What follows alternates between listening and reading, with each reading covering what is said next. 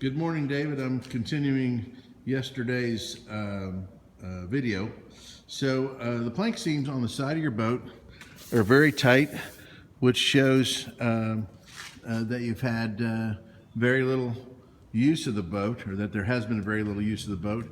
Normally these seams will open and close from season to season, and they're very what we call fair, meaning that as I run my hand down these seams, there's no protrusions, which means that your planks are very tightly fastened to the frames and to the battens. The battens run this direction and cover the back side of the plank seams. And then of course you have frames. These are called stakes. Imagine a stake side pickup truck. These are called stakes inside. Well, actually, I can show you an example on the transom.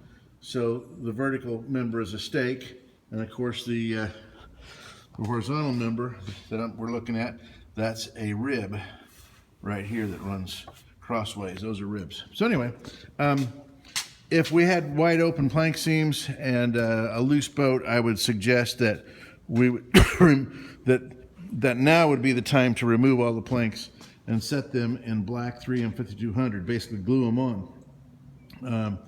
And that is an option, because what will happen is these plank seams will open and close, and you will end up with a little crack at each one of these seams at some point during the first year.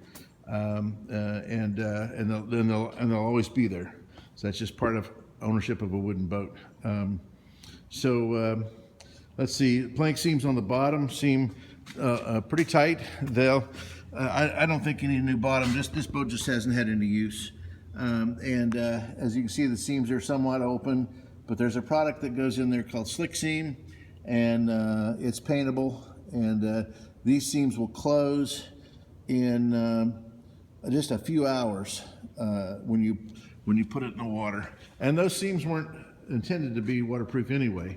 Your waterproof layer is a layer of canvas between those external planks that you see and the inner plywood.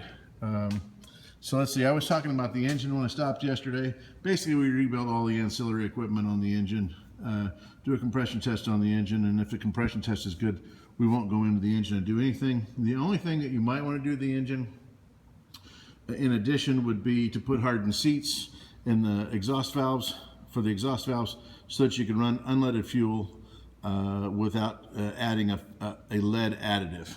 I believe I already talked about the gas tank. To the trailer, we can doll this trailer up quite a bit, improve the performance of the tires by going larger and moving some springs around, going to an aluminum wheel, going larger on the tire if you'd like. These will actually do the job just fine if you want to leave it like it is. You could sandblast and paint. We did that to this trailer. This trailer was an absolute mess when we got it. And the other thing I would do is do a bow stop. So this bow stop is what we call a goalpost bow stop. And as you can see, it kind of looks like a fancy goalpost that the football players use when they go to the Super Bowl. And it gives you a very wide target to hit your trailer. And you have a pretty wide target, but this target right here is going to rub against the varnish. And that target over there rubs against the rub rail. So, rubs against the rub rail. So it won't damage the varnish if we were to do a bow stop of that style. And those run about $700, materials and labor. So let's see what else. We can sandblast and paint it, change all the carpets on your bunks, and doll this trailer right up if you'd like to do that. So, and we add, you can see the vinyl sleeves on the loading guides back here. Those run you about $100 a pair, 125 a pair.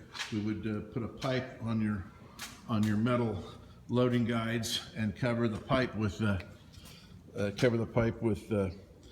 and actually this has got rubber hose over it. That was expensive. Anyway, we would cover the pipes with vinyl to match your probably use Tango Red vinyl and match your Tango Red that's in the boat. So those are a number of